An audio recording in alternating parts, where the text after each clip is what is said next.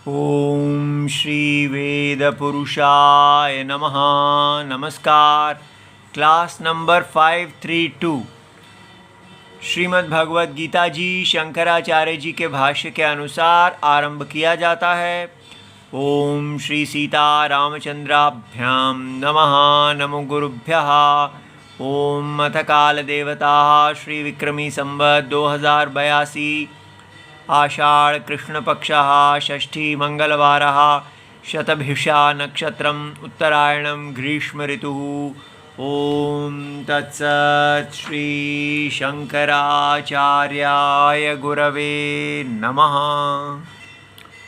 तद्बुद्धयस्तदात्मानः तन्निष्ठास्तत्परायणाः गच्छन्त्य पुनरावृत्तिं ज्ञाननिर्धूतकल्मषाः।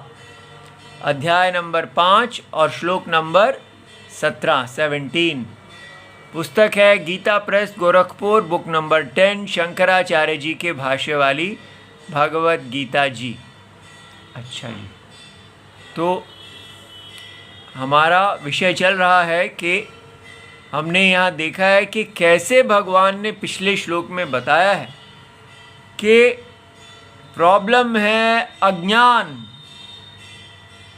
सत्य हमारे सामने अनुभव में है, अपने सत्य को हम अज्ञान के कारण विपरीत देखते हैं, इग्नोरेंस के कारण मिस्टेक में देखते हैं। हम एक आत्मा अपने ही सत्य के बारे में एक मिस्टेक में जी रहे हैं, एक विपरीत ग्रहण में जी रहे हैं, और इस अज्ञान के कारण हम ना ही आत्मा को भी नहीं देखते, और जो देखते हैं, जो इस संसार के इंद्रियों के विषयों को देखते हैं, मन के विषयों को देखते हैं, उनमें मोहित हो जाते हैं, उन्हीं को ही सुख हेतु समझ लेते हैं, और वो माया के द्वारा, अविद्या कल्पित माया के द्वारा खड़े किया गया व्यवहार, नाम और रूप, क्रिया के फल, उन्हीं में ही सुख हेतु देखते हैं, और उन्हीं के ही पीछे जन्मों जन्मों तक लगे रहते हैं, जिसके कारण बार बार जन्म प्राप्त होता रहता है। तो भगवान ने कहा कि जीवन में कहीं पर व्यक्ति को इस प्रकार मार्ग मिलता है, वो वेद के चक्षुओं से देखता है और कर्म योगी हो जाता है, अपने यज्ञ को देखता है। ये जो हमारा यज्ञ पुरुष का चित्र है, ये सारी भगवद गीता जी का मूल है। इस दृष्टि, इस विश्व रूप दृष्टि के बिना कोई भगवद गीता जी नहीं है। जब तक हमें दिखाया नहीं जाता कि हम विश्व रूप के अंदर हैं, और इस विश्व रूप के अंदर इस जो है वो विश्व रूप यज्ञ रूप है, और इस यज्ञ ये वैदिक यज्ञ है, मानव के द्वारा बनाया हुआ नहीं है, और इसमें आपका स्थान है। आपके पिताजी जिस स्थान पे थे उसी स्थान पे आप रहेंगे, आप उस यज्ञ की धुरा को संभालेंगे, और इस प्रकार ये यज्ञ आपको उच्च गति, शुद्धि दोनों दे सकता है। अगर आप चित्त की शुद्धि चुनते हैं, कर्म योगी हो जाते हैं, तो आपको चित्त आपका शांत हो जाएगा, और आपको ज्ञान की प्राप्ति की योग्यता मिलती है। और ये योग्यता जब शास्त्र को सुनते हैं गुरु जी से, तो ये योग्यता हमें ज्ञान देती है। और यहाँ कहा गया कि ज्ञानेन, वो ज्ञान जो है वो अज्ञान को बाधित करता है, और फिर व्यक्ति उस ज्ञान में निष्ठ हो जाता है, और वो सारे अंतरात्मा जगत के सत्य को आदित्य सूर्य के समान प्रकाशित करता है। जैसे सूर्य सारे जो रूप है, साउंड को प्रकाशित नहीं करता, टच को प्रकाशित नहीं करता, सूर्य केवल रूप को प्रकाशित करता है, फॉर्म्स को। तो जैसे सूर्य सारे रूपों को प्रकाशित करते हैं, उसी प्रकार ज्ञान अंतरात्मा को प्रकाशित करते हैं। कौन सी आत्मा को? जो स्वयं प्रकाश है। अरे ये क्या बात है जी, जो स्वयं प्रकाश है उसको फिर कोई प्रकाशित करने के लिए क्यों चाहिए?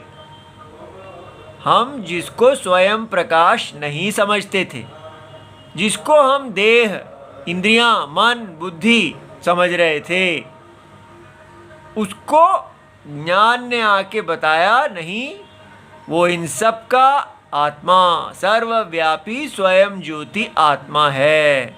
इस प्रकार अतत प्रत्यय, मिस्टेक और इग्नोरेंस, इग्नोरेंस और मिस्टेक, अज्ञान को बाधित करने के कारण हमने ज्ञान को आदित्यवत कहा।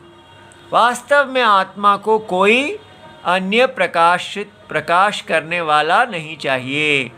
आत्मा स्वयं प्रकाश है। ठीक है, यहाँ तक बताया गया। अब प्रश्न आता है, ध्यान से सुनिए। क्या हम किसी मेंटल हॉस्पिटल में जाके यही सब बोलें तो क्या वो सब ज्ञानी बन जाएंगे? तो आप कहेंगे जी वो जो मन के रोगी हैं, वो लोग इन सारी चीज़ों को ग्रहण ही नहीं कर पाएंगे। उनका मन तो कहीं और ही है, वो तो एक अलग ही दुनिया में वास करते हैं। हर व्यक्ति जो है वो एक फेक वर्ल्ड में जी रहा है, एक ऐसी दुनिया में जी रहा है जो उसकी काल्पनिक दुनिया है। इसीलिए हम उसको कहते हैं कि ये अब रूटेड इन रियलिटी नहीं है, ये सत्य में इसकी प्रतिष्ठा नहीं है, ये अपने एक मन की दुनिया में चला गया है। उसी को हम पागल कहते हैं कि ये इसको पता ही नहीं चल रहा कि इसको बोलो कुछ, समझता कुछ है, ये कहीं और है। तो ये बात समझनी है कि जो व्यक्ति ऐसा है, जो अपनी ही दुनिया में जी रहा है, एक मानसिक दुनिया में जी रहा है, उसको ये सब सुनाएंगे तो वो इसके शब्दों को पकड़ के अपनी ही दुनिया के अंदर ले जाएगा और वहीं कुछ बोलेगा। इसलिए पहले समझना चाहिए कि केवल मेंटल हॉस्पिटल के लोग ही मेंटल नहीं हैं, हम सब अपनी ही दुनिया में जीने वाले हैं। इसलिए ये सब भगवत गीता बाजार में हर प्रकार से बिक रही है। कितने बड़े बड़े गुरुजी लोग हैं, वो सब अपनी अपनी मार्केट को इसको बेच रहे हैं और वो सब इसको खरीद रहे हैं। इसलिए आजकल तो गुरुजी बनना बड़ी शर्म की बात है। व्यक्ति को जब वो देखता है कि आसपास ऐसे ऐसे लोग हैं जो गुरुजी हैं, तो वो अपने आप को गुरु कहलाना ही बहुत ही शर्म की बात है। लगता है कि मैं इनके ग्रुप में नहीं आना चाहता। तो इसलिए क्या करना चाहिए हमको? पहले रिकॉग्नाइज, पहले स्वीकार करें कि ये बड़ी बड़ी बातें केवल हमें मोहित करेंगी। आज तक हमने इस संसार को एक मार्केट की तरह देखा है। ऐसा ही बताया गया है कि ये संसार, a big market is waiting for you. Grow tall, little man. और grow big, little man. A big market is waiting for you. एक बड़ा बाजार है। हम अपने बच्चों को यही सिखा रहे हैं कि बाजार में उतरो और खूब ऊंची बोली लगेगी आपकी, उसमें बिको। और बाजारू सपने लेके हम सब अपनी अपनी दुनिया में हैं। और ऐसे जो लोग हैं जो अपने सपनों से पागल हो रहे हैं, उसी के लिए बाजार में बिक रहे हैं, खरीद रहे हैं। बिकने खरीदने के अतिरिक्त उनको कुछ और आता ही नहीं है, उनके अंदर और कोई भावना ही नहीं है। वो बस कहते हैं we are making a deal, that's all. Deal जो है उसके अंदर अगर इमोशंस रखना माने you are not professional. Professional व्यक्ति वो होता है जो बाजारू होता है। आप देखिए, अंग्रेजी में शब्द बोलो तो बड़े अच्छे लगते हैं। प्रोफेशन माने धंधा, और प्रोफेशनल माने जो धंधागिरी करता है। बाजार बस कीमत लगाता है, उसमें कोई भावनाएं नहीं है, कोल्ड, उस पर किसी पे कोई विश्वास नहीं, किसी के साथ उसका कोई संबंध नहीं, केवल डील, प्रॉफिट, बस। ऐसे जो लोग हैं ये पागल हैं। ये सब हमको नॉर्मल आत्मा जो है उसके गुणों से बिल्कुल विपरीत कर देता है। इसलिए जब तक हम अपने पागलपन को नहीं पहचानेंगे कि इस बाजार गिरी ने हमें कितना पागल कर दिया है, और भगवत गीता को भी हम बाजार में ही बाजारू गुरुजी लोगों से खरीद रहे हैं, तो इस प्रकार सत्य नहीं मिलता है। सत्य को आप बाजार में नहीं खरीद सकते हैं। जब तक ये नहीं समझ में आएगा, हे भगवान मैं तो गया, मैंने क्या कर लिया, अपना जीवन पूरी तरह नष्ट कर लिया, मैं अब घर आना चाहता हूँ, मैं घर वापसी चाहता हूँ। जैसे कोई एडिक्ट हो, पूरी तरह अपने आप को नष्ट कर ले और कहे मुझे बचा लीजिए राम जी, मैं घर वापस आना चाहता हूँ। ऐसी फीलिंग अगर हमारे अंदर भावना आती है, पश्चाताप आता है, एकदम समझ ही नहीं आता कहाँ गुम गए हम, क्या कर रहे हैं, ये बाजार कहाँ लेके जा रहा है, इसने कितना गिरा दिया। और ऐसा व्यक्ति जब शरण लेता है, हरे राम अंतरात्मा आप रक्षा कीजिए, आप सबकी रक्षा करते हैं अनकंडीशनली, कोई कैसा भी हो आप सबकी रक्षा करने वाले हैं, मेरी रक्षा कीजिए। यहाँ से व्यक्ति स्टार्ट करे, और ये स्टार्ट ही एंड है, क्योंकि जब वो भगवान से जुड़ता है, बस ये जुड़ जाना ही कर्म योग आरंभ है। राम जी से जुड़ जाना, अंतरात्मा से जुड़ जाना, हमारा पागलपन शांत हो जाता है, क्योंकि अंतरात्मा हमारे को पागलपन से रक्षा कर देती है। सदा राम जी में रहें और अपने ही पागलपन से अपनी रक्षा करें। ये हमारा ही अंतःकरण का, इंद्रियों का पागलपन है जो हमें नष्ट कर रहा है। इसलिए यहाँ पर तो लिखा है कि जिसका ज्ञान उदय हो जाता है, उसका ज्ञान सारे आत्मा को प्रकाशित करता है।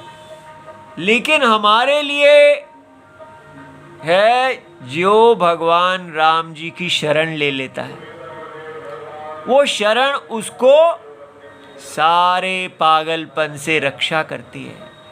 और धीरे धीरे जैसे जैसे उसकी योग्यता की वर्धन होता है, वो अपने स्वधर्म में लौटता है। भगवान उसको अपने यज्ञ में नियुक्त करते हैं। इसलिए हमें वापस यज्ञ में जाना होगा। ये जो बाज़ार की हमने बड़ी प्रेज़ कर ली कि यहाँ इक्वालिटी है, बाज़ार सबको अधिकार देता है प्रवेश करने का, बाज़ार सबके लिए एक जैसा है, और बाज़ार में हर कोई नीचे से नीचे वाला आदमी ऊंचे से ऊंचे पायदान पे जा सकता है, ऊंचा वाला नीचे जा सकता है। बाज़ार जो है वो इटर्नल जस्टिस है। सारी गुणगान हम बाज़ार की कर रहे हैं और ऊपर से कह रहे हैं बड़ा हम तो अपनी सभ्यता के सबसे ऊंची पीक पे पहुंच गए हैं, चोटी पे पहुंच गए हैं। ये सभ्यता नहीं है, ये महा असभ्यता है। बाजारू बन जाना मनुष्य के लिए असभ्यता है, क्योंकि हमारा सत्य है कि हम याज्ञिक हैं, यज्ञ करने वाले हैं। जो व्यक्ति इसलिए पैदा हुआ था कि उसको अपने पिताजी का स्थान लेना था और अपने इस यज्ञ का वर्धन करना था, वो अगर बाजारू बन जाता है, वेश्यागिरी में पड़ जाता है, तो वो क्या सभ्यता की पराकाष्ठा है? इसलिए अपना रक्षा हमें खुद करना है। हे राम जी मुझे बचाइए, क्योंकि इतनी बुरी हालत है, इतनी दयनीय स्थिति है हमारी कि हम अपने ही शत्रु हुए हैं और ऐसे पागलपन में फंस गए हैं कि चाह के भी निकल नहीं सकते। लेकिन भगवान राम जी सबके लिए उपलब्ध हैं, उस पागल के लिए भी उपलब्ध हैं। अगर वो चाहेगा तो अंतरात्मा में हम सब शरण ले सकते हैं। ये शरणागति हर प्रकार के व्यक्ति के लिए उपलब्ध है। इसलिए हमको नीचे से भी उठने के लिए साधन है। राम जी बचा लीजिए, रक्षा कीजिए। ठीक है, तो ऐसा व्यक्ति जो है, यहाँ पर जो विषय चल रहा है, जिसका ज्ञान उदय हो जाता है, हमारे लिए विषय हम उसको ऐसा करेंगे जिसको जो भगवान में शरणागत हो जाता है। क्योंकि कर्म योगी और कर्म सन्यासी दोनों एक ही हैं। भगवान में शरण ले लेना और ज्ञान का उदय हो जाना एक ही बात है। शरण ले लेना अर्थात समझ जाना कि यहाँ नारायण ही हैं, आप नारायण के अंदर ही हैं, और नारायण का माया वपु यज्ञ रूप, उसमें आप इस स्वप्नमय वपु में अपनी आहुति दे रहे हैं। सब कुछ आहुतिमय है। कितना सैंक्टिटी, हर चीज़ में कितना पूजा भाव आ जाता है। ऐसा व्यक्ति जो है, तो यहाँ तो है ज्ञानी के लिए कहा तद बुद्धयः, वो सदा इसी ज्ञान बुद्धि में रहता है। ठीक है, तस्मिन् गता बुद्धि ही येषाम, वो परमात्मा में गई हुई बुद्धि है जिनकी, उनको कहते हैं तद बुद्धयः। लेकिन हमारे कर्म योगी जो हैं वो इस प्रकार तद बुद्धि क्या होंगे? सदा जगत की यज्ञ रूप विश्व रूप भगवान में उनकी बुद्धि है। ठीक है, आप समझ रहे हैं ना? ज्ञानी के लिए ये यज्ञ जो है, ये यज्ञ ही है ही नहीं, केवल यज्ञ पुरुष जो है जीव ईश्वर भेद नहीं है। और कर्म योगी के लिए भगवान नारायण सर्वात्मा जीव ईश्वर भेद से खड़े हैं, और वो इस देखते हैं कि नारायण ही जीव हैं, नारायण ही ईश्वर हैं। इस प्रकार अभेद प्रेम में रहते हैं। तो कर्म योगी जो हैं उनको भी हम तद्बुद्धि कह सकते हैं और ज्ञानी को भी तद्बुद्धि कह सकते हैं। ठीक है, तो सदा प्रेम बुद्धि बनाए रखना, सदा राम जी में बने रहना,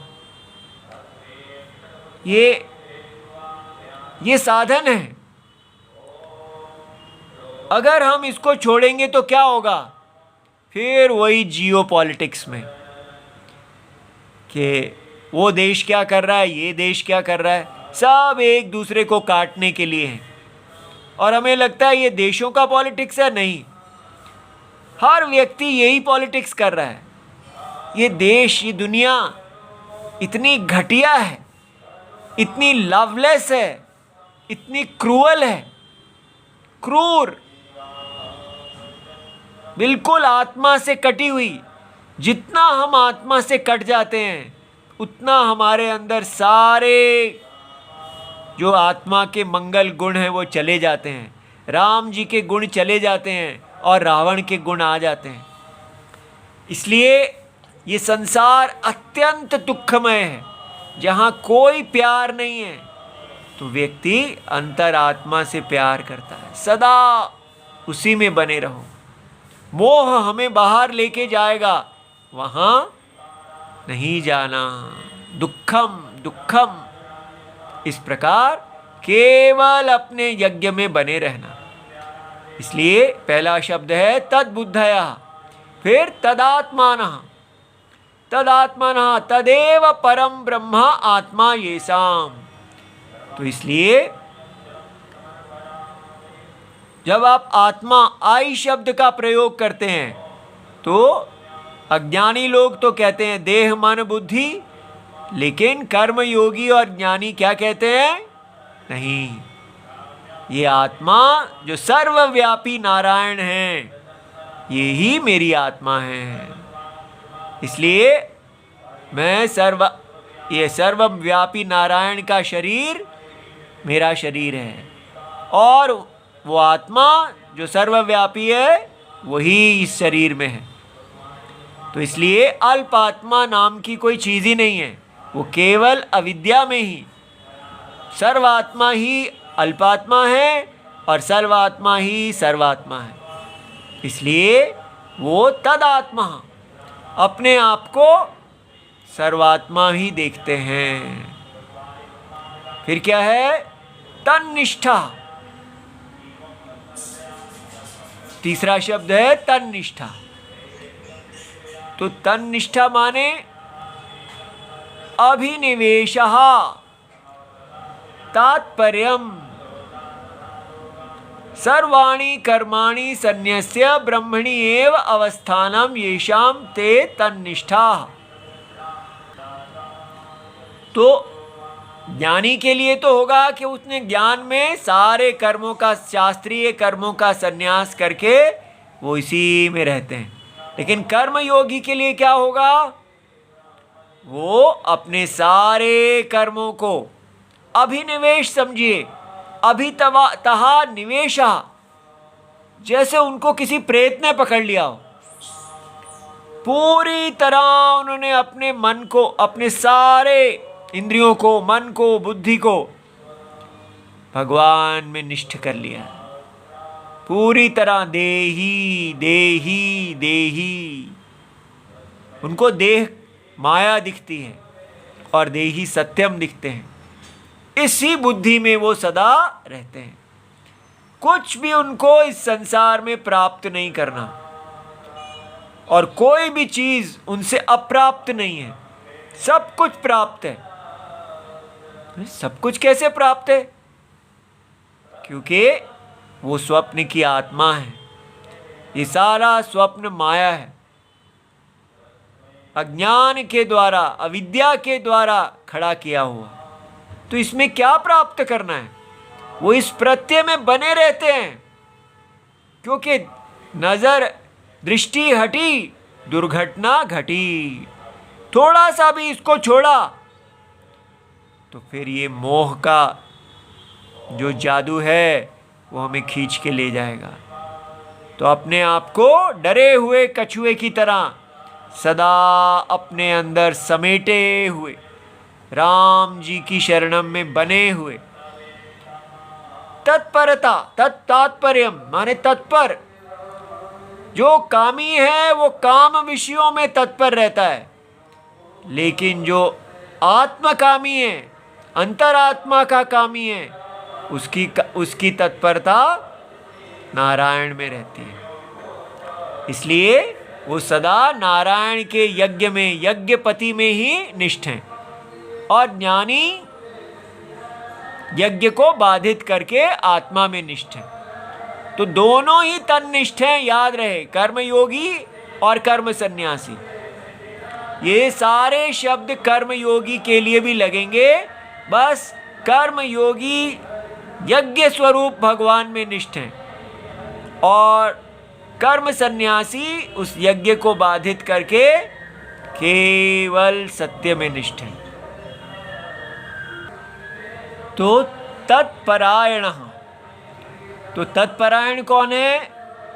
तद एव परम अयनम परागति ही येषाम भवति ते तत्परायणाः केवल आत्मरतयः इत्यर्थः। ये बहुत कि जीवन में आप कहाँ जाना चाहते हैं, आपकी गति क्या है। तो हम, अगर जो व्यक्ति कामुक है वो कहता है भाई मैं तो अमेरिका जाना चाहता हूँ, मैं तो, कोई कहता है मैं फॉरेस्ट में जाना चाहता हूँ, कोई कहता है यहाँ मुझे सुख मिलेगा, कोई कहता है वहाँ सुख मिलेगा, और कोई वैदिक है वो कहते हैं मैं तो स्वर्ग जाना चाहता हूँ। इस प्रकार अपने कर्मों के फलों में व्यक्ति की परायणम रहती है, उनकी प्रीति कर्म के फल में है, वहाँ सुख हेतु देखते हैं। लेकिन ये कर्मयोगी और ज्ञानी, इनकी गति, अयनम माने परागति, परम अयनम, परायणा, तो उसको भगवान ने कर दिया परम अयनम। अयनम क्या होता है? गति। ठीक है, तो राम अयनम, अयनम माने गति, जहां आपको पहुंचना है। तो इसलिए उनकी गति जो है कौन है? स्वयं नारायण ही। हम करते हैं प्यार नारायण से, नारायण की माया से नहीं करते, नारायण से प्यार करते हैं। इसलिए इस प्रकार अब शंकराचार्य जी समझाते हैं केवल आत्मरतयः इत्यर्थः। उनकी रति, ये रति ही है जो सबको नचाती है। आपने ये रति शब्द, रति माने क्या? मन का रमणम। इसीलिए कामदेव जी की पत्नी का नाम रति है। उनका बल क्या है? रति। जहां मन रम जाएगा वहीं हम चल पड़ेंगे। ठीक है, जो कहते हैं दिल मांगे मोर, क्यों कहते हैं? क्योंकि दिल को उस भोग में रति मिलती है। इसी प्रकार हमें फंसाया जाता है कि आप बार बार वो पेप्सी पीते रहें, सिगरेट लेते रहें, आप एडिक्ट बन जाएं। ठीक है, तो मोर मोर मोर, क्यों बच्चे मोबाइल के पीछे हैं? क्योंकि उनको वहाँ एडिक्शन होती है, वो उसमें रति प्राप्त करते हैं। तो कैसे इस रति से बाहर निकाला जाता है? व्यक्ति को दिखाया जाए कि कैसे ये जो रति है यह आपको कहाँ लेके जा रही है। आप बिल्कुल एक सिगरेट पीने वाले के समान हो गए हैं, एक नशेड़ी के समान हो गए हैं, और जितना ज़्यादा आप इसको लेते जाते हैं उतना ज़्यादा ये आपको खींचता जाता है। इसलिए इसके दोष को देखो और मोबाइल को ऐसे देखो जैसे आपने विचार कर रहे हैं हर टॉपिक को, जो उसको सुन, जैसे अभी इस भगवत गीता को मोबाइल पे सुन रहे हैं, तो इसको आप अपनी एडिक्शन ना बनाइए कि अभी ये देख लिया, अब अगला भगवत गीता सुनेंगे, फिर तीसरी सुनेंगे, फिर चौथी सुनेंगे, ऐसे इसके भी एडिक्ट बन जाएंगे, इसमें भी रति आने लगेगी और ये पूरी तरह हमें दास बना लेगी। तो फिर क्या करना चाहिए? बैठ के विचार करें कि मैंने ये जो सुना इसमें मुझे क्या मिला। वो तो बड़ा कष्ट होगा, वो तो 2 मिनट में भूल भी गया सारा, पता नहीं क्या सुना था। ठीक है, कुछ शब्द आप कह रहे थे, तन्निष्ठा इत्यादि। तो जैसे ही विचार करने लगेंगे तो दिख लगेगा कि हमने कुछ ग्रहण तो किया ही नहीं, बस थोड़ी देर के लिए रति आई थी और वो रति फुर हो गई, और अब फिर अगली कैसेट, अगला वीडियो देखने की इच्छा हो रही है। ग्रहण हम कुछ करते ही नहीं हैं, केवल रति, एक सुट्टे के बाद दूसरा सुट्टा, रति, बस हम हैं राही रति के। इस प्रकार विचारात्मक तपस्या करना बड़ा कठिन है। तो व्यक्ति को राम जी से बल लेना, हे भगवान ये रति ने तो मेरा सत्यानाश कर दिया, मैं तो नशेड़ी हो गया, मैं क्या कर रहा हूँ, मुझे बचाइए भगवान, मुझे बल दीजिए, बल दीजिए, बल दीजिए भगवान। इस प्रकार व्यक्ति अपने मन का दास्य से बाहर निकले, क्योंकि वो तो रति चाहता है, लेकिन अंतरात्मा तत्व विचार चाहती हैं, धर्म चाहती हैं। तो आपको जो आपने सुना है उसके नोट्स बनाइए, दोबारा सुनिए, ये भगवत गीता का विषय था, इसके शब्दों के ये अर्थ हैं, ये कहा गया, तो ये मुझे ठीक लगता है, ये मुझे ठीक नहीं लगता, ठीक है, सारा सार क्या निकला।